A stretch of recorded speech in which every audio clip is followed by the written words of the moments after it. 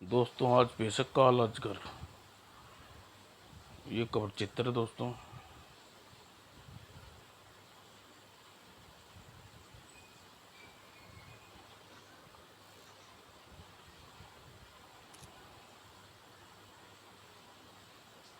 शुरू करते हैं। चंद्रनगर नाम का एक बहुत ही समृद्धशाली राज्य था। चंद्रनगर के राजा चंद्रसेन बहुत ही न्यायप्रिय तथा प्रजा को प्यार करने वाला था। इस वर्ष बरसात न हुई वजह से लगान माफ कर दिया जाता है और महाराज चंद्रसेन जिंदाबाद है। लेकिन चंद्रसेन का महामंत्री खजान सिंह बहुत बदमाश और गद्दार था। बेवकूफ राजा खजाना को भरने की बजाय जनता में लौटा रहा है। इसका कोई बंदोबस्त करना पड़ेगा। और चंद्रसेन की राजकुमारी महाराज चंद्रसेन की पुत्री दीपा बहुत प्यार करते थे और महाराज राजकुमारी से, आओ राजकुमारी दीपा, पिताजी शिकार पर जा रही हूँ। दीपा को वो पुत्री नहीं बल्कि पुत्र समझते थे। जाओ पुत्री, हमने भला तुम्हें कब मना किया है। और दीपा निकल पड़ी शिकार के लिए। और फिर, आओ मित्र खजान सिंह, इधर का रास्ता कैसे भूल गए। तुम जल्दी ही भोजन करो मित्र, क्योंकि तुम वह वक्त पर आए हो जिसे तुम्हारे तुम्हारे लिए मैं तुम्हारे पास। तुम जल्दी से भोजन करो, क्योंकि अब वह वक्त आ गया है जिसके लिए मैं तुम्हारे पास आया हूँ। और डकारू अपना भोजन करने लगा, कचर पचर कचर, और सिर दी। फिर बताओ मित्र खजाना सिंह, क्या काम है। तुम जानते हो मित्र, राजगद्दी पाने के लिए कब से अपनी योजना बना रहा हूँ। और अपनी योजना के तहत मैंने महाराज को खाने में काल अजगर का विष मिला दिया था। किसी को खबर नहीं होनी चाहिए। आप उसकी चिंता मत कीजिए, महाराज का खाना के पश्चात ही किसी को नहीं चलेगा। और खाना खाने के बाद महाराज बेहोश हो गए। काल अजगर के विष ने अपना कमाल दिखाया और योजना अनुसार अब सभी यही समझेंगे महाराज को काल अजगर ने डस लिया। और फिर पूरे महल में यह खबर फैल गई, महाराज को काला अजगर ने डस लिया। क्या, महाराज को काला अजगर ने डस लिया। ओह, अब महाराज का बचना मुश्किल है। मैं जाता हूँ जादूगर पखाड़ू को खबर करने। ओह, मगर पखाड़ू, यहाँ खबर पहुँच गई तो केवल महाराज ठीक हो जाएगा।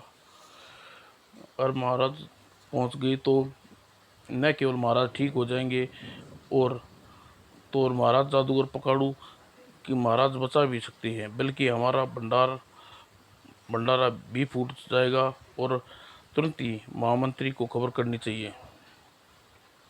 और क्या कहा, यह खबर तुम मुझे अब पहुंचा रहे हो।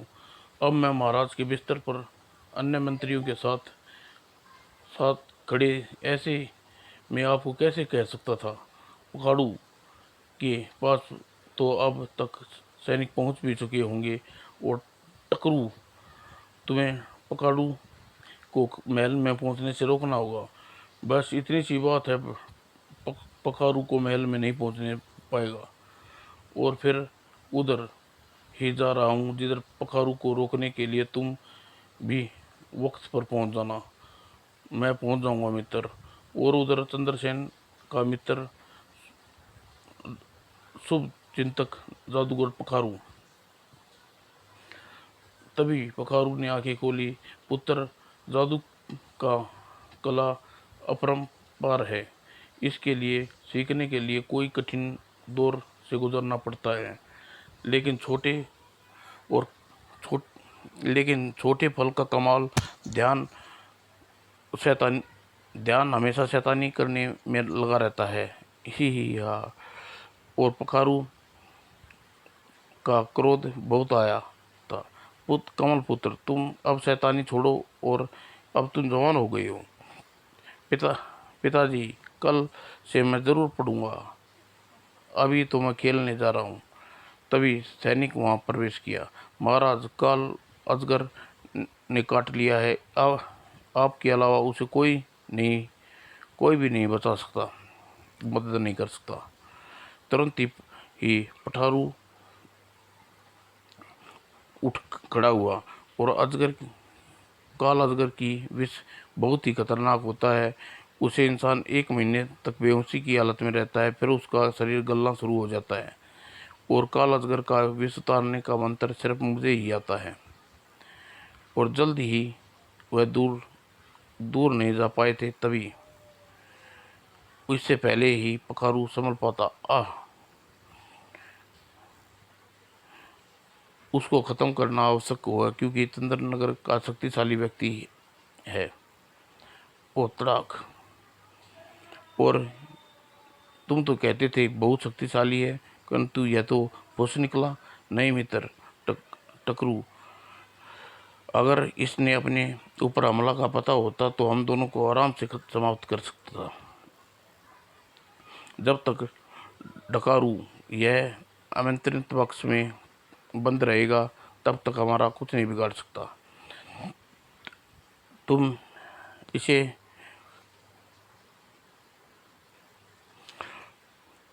तब वह ताबूत में उसके ज़मीन में गाड़ दिया। अब मैं राजमहल जा रहा हूँ। कहीं किसी ने मुझे शक हो गया तो। और तुम अपने अगले अभियान पर जाओ। और तुम अपना वादा न कभी न भूलना। राजकुमारी दीपा मुझे सौंपना होगा। हाँ, मुझे अपने वादा याद है। मैं राजा बनते ही राजकुमारी दीपा को तुम्हारे पास पहुंच जाएगी। और कुछ देर बाद ही टकरू पहुंच गया पंडरू की कुटिया पर। हा हा हा। बहता हुआ खून देखकर टकरू को बहुत आनंद मिलता है। ओह, यह राक्षस कहाँ से आ टपका और कांप उठे वहां का दृश्य देखकर। आह, टकरू अपने हाथों से बचकर भागना नामुमकिन है। उह। और दोनों भाइयों को खत्म कर कर वह वापस चल पड़ा टकरू। बस खत्म हो गया मेरा काम। अब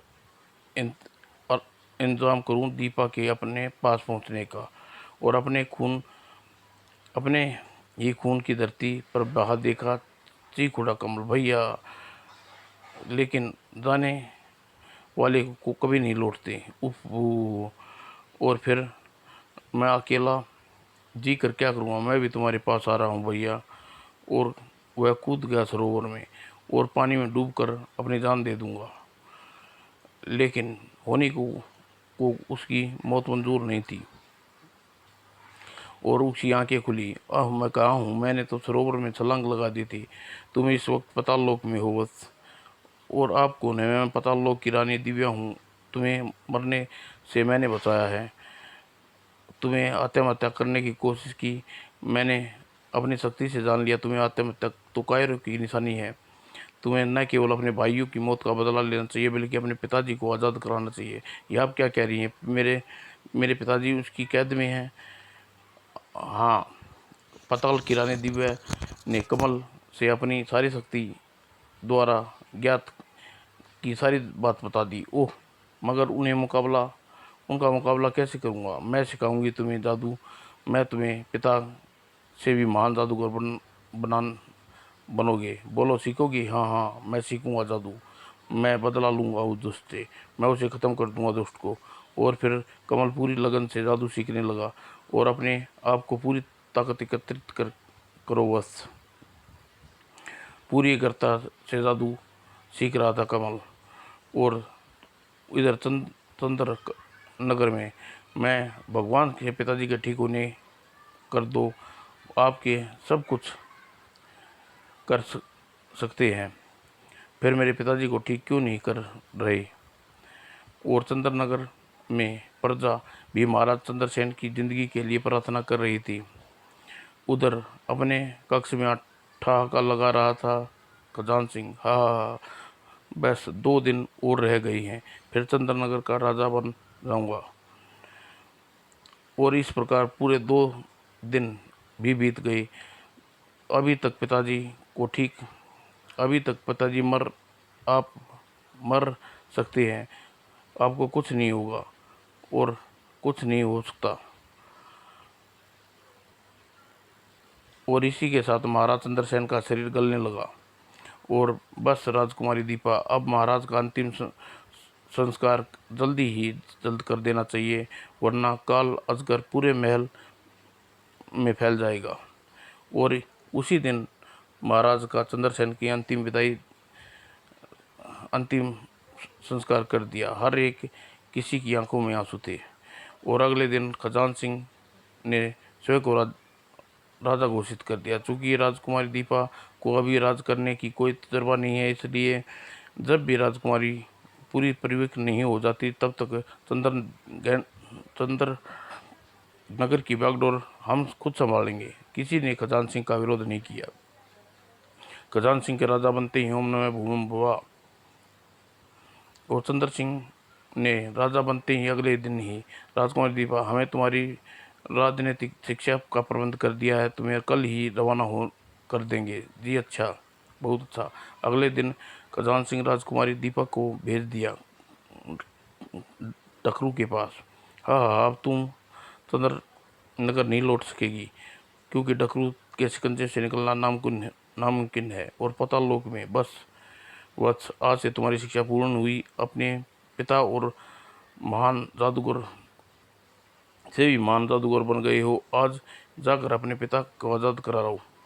और फिर दिव्या ने ताली बजाई और कमल को पाताल लोक की सीमा तक छोड़ाओ। जो आज्ञा रानी जी। और पाताल लोक की सैनिक कमल को पाताल लोक की सीमा पर पार लिया है। ये पृथ्वीवासी, हम तुम सीधा उसी स्वर्ग में निकलोगे, सरोवर में निकलोगे जिसमें तुम कूदे थे। धन्यवाद। और फिर कमल लौट पड़ा और पृथ्वी पर और जादू के जोर पर पानी में आसानी से सांस ले रहा था। और उधर चंद्रनगर में कहर टूटा पर्जा पर कहर टूट रहा था। लगान नहीं दोगे तो तुम्हारी चमड़ी खींच ली जाएगी। छटाक छटाक छटाक।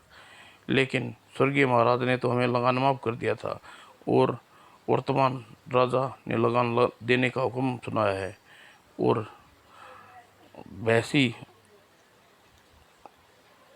बन गए थे सैनिक। नहीं नहीं, हमें छोड़ दो। हाँ, तभी हुआ एक चमत्कार और काट डाले उन्हें रस्सियां। और चौंक उठे सैनिक, अरे यह क्या, रस्सियां कैसे कट गई। हर किसान हैरत में था, चमत्कार कैसे हो गया, किसने चलाया चक्कर। और सैनिकों किसानों को बांधने की पुनः वापस मुड़े। और बस दोस्तों, चंद्र नगर की निहिर जनता अब तुम्हें जुल्म नहीं ढो सकेगी। तुम कौन हो? मैं महान जादूगर पंडारू का छोटा पुत्र कमल जाकर हूँ। कह दो खजान सिंह को, उसकी मौत में चंद्रनगर में कदम रख लिया है और अगले पल अपनी मौत तो बचा लो। और तभी चला कमल का सम्मोहन जादू। ओ फाप हो। और डस लिया सांपों ने। और जबकि असली में वे सैनिक अपनी खुद तलवार से अपनी गाल काट लिए थे। ओह, यह क्या, सो अपना गला काट लिया। आह। और फिर कमल का अगला चमत्कार।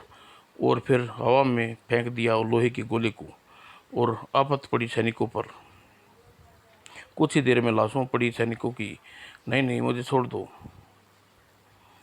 अगर तुम्हें मार दिया तो तुम्हें खजान सिंह को कौन बताएगा कि कुत्तों की दुर्गति किसने की है। जाओ, जाकर कह दो कि राजा से बहुत जल्द ही अपना हिसाब करने आऊँगा। और पूरे गांव में कमल को कंधे पर उठा लिया। अब बहुत जल्दी ही उसे महाराज के हत्यारे को खजान सिंह को मुक्ति मिल जाएगी। उधर डकारू की गुफा में अब तक नानजा राजकुमारी दीपा, मेरी पत्नी बनना हो स्वीकार कर ले, वरना तुझे जबरदस्ती करनी भी आती है। दुष्ट राक्षस, मेरे पिताजी की हत्यारे, तुमसे शादी करने से बेहतर है मर जाना पसंद करूंगी। और उसे नरक हराम खजान सिंह को तो मैं भगवान ही सजा देगा। अब कुछ नहीं होगा। मेरा मित्र खजान सिंह राजा बन चुका है, बना रहेगा, और तुम मेरी पत्नी बनोगी। तभी रतन सिंह ने उसका सैनिक वहाँ आया।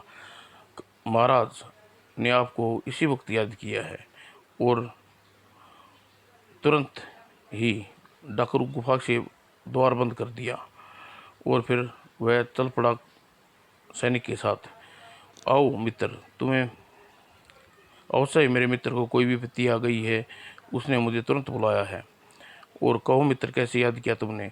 डकरू, तुम्हारे पंडारू के 3 लड़कों को नहीं मारा, लेकिन पंडारू की कुटिया में तो 2 ही थे। उसका छोटा लड़का कमल जिंदा है और वह हमारे कई सैनिकों को ख़त्म कर दिया। अगर ऐसा है तो अभी उसको ख़त्म करने के निकल पड़ता हूँ। डकरू की गुफा के अंदर डकारू राजमहल गया है, और हाथ पे हाथ रखने धरे रहने से कोई से अच्छा है कि मैं यहाँ से निकलने की कोशिश करूँ। और यह खुदान पता नहीं इसका क्या खुदाल पता कितनी देर साथ देगी, देखते हैं। और डकारू की गुफा ढूंढते वक्त कमल भी वहाँ पहुँच चुका था। मेरी दिव्य शक्ति बता रही है डकारू की गुफा यहीं कहीं है। और वह चौंका, लगता है इस पत्थर के पीछे कोई है। खट खट खट, और तुरंत ही उसका हाथ घूमा और अगले ही पल ठक ठक ठक ठक, और जैसे ही चट्टान टूटी। और राजकुमारी दीपा, महान जादूगर पंडारू के पुत्र कमल। और जब कमल ने दीपा को सारी बात बताई, ओह आप चिंता मत कीजिए राजकुमारी, अब खजान सिंह की उम्र पूरी हो चुकी है। वह बहुत जल्द ही आप उसके महल में होंगी। वह चौंक पड़ा डकारू, और मेरी गुफा का द्वार किसने तोड़ डाला? और वह चला अपनी गुफा के अंदर। ओह, मेरी गुफा का द्वार तोड़ दिया, उसे जिंदा नहीं छोड़ूंगा। और ओह, तूने तोड़ा है मेरी गुफा का द्वार दीपक को आज़ाद करवाने के लिए। आह डकारू, अब मैं तुझे पता चला है कहाँ कहाँ ढूंढ रहा है। आज तेरी मौत निश्चित है। यह तो वक्त ही बताएगा डकारू किसकी मौत आई है। और अगले ही पल ले मेरी वार तेरी खोपड़ी खोल देगी। और लेकिन आसान नहीं था कमल को मारना। और अगले ही पल तड़ाक, और अपनी हार से बौखलाए कर डकारू ने अपना रूप बदल लिया। ओ, तेरा कोई भी रूप मुझे नहीं हरा सकता दोस्त, तेरा अंत अवश्य है, भावी है।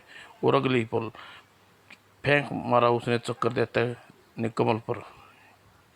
वो कचाक, आह, ओह, डकारू का सिर, इसका मतलब डकारू को मार डाला कमल ने। ओह, खील उठा खील उठा कमल, मुझे तुझे जिंदा नहीं छोड़ूंगा। उसी समय सेना को तैयार करो का हुक्म दो। इसी वक्त जोकम महाराज और पूरी फौज के साथ निकल पड़ा कमल का संहार करने के लिए। और डकारू को ख़त्म करने तक करके तू समझ रहा है कि तू मुझे समाप्त कर देगा? तेरी भूल है। महाराज के हत्यारे, तेरा अंत मेरे हाथों से लिखा है। तभी तो मैं डकारू को मारने के मैं मैं डकारू के हाथों मरने से बच गया था। तभी गरज उठा खजान सिंह, ख़त्म कर दो। और चल गए हवा में हाथ।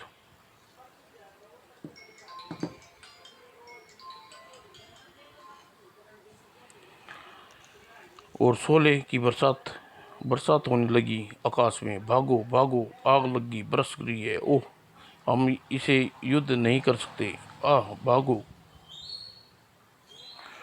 ओह, यह तो अपने बाप का भी बड़ा जादूगर बन गया, अब इसे भागने में भलाई है। और तभी और कांप उठा खजान सिंह।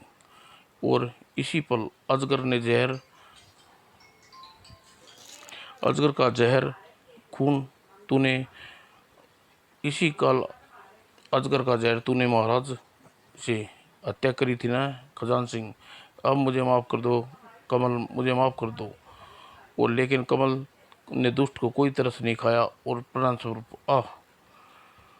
और इधर खजान सिंह नीचे गिरा, उधर उसके द्वारा आमंत्रित बॉक्स निष्क्रिय हो गया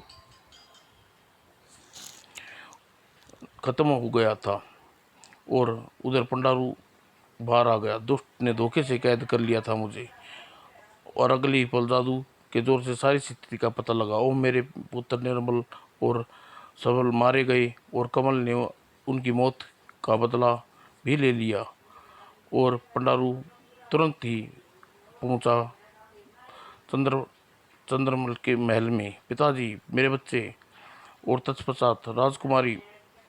अच्छा राजकुमारी जी, अब आप मुझे आज्ञा दीजिए। पिताजी के मरने के पश्चात अब मेरा कोई सहारा नहीं है, तुम मेरा सहारा बनोगे। मैं तुम्हें अपना पति मान चुकी हूँ। अगर तुम मुझसे शादी कर लो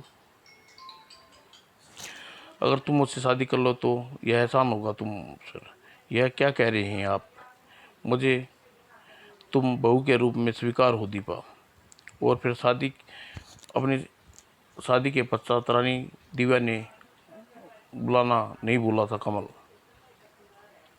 और कमल और एक दिन शुभ मुहूर्त पर कमल ने चंद्रनगर के सिंहासन संभाल लिया। महाराज कमल जिंदाबाद जिंदाबाद। समाप्त दोस्तों।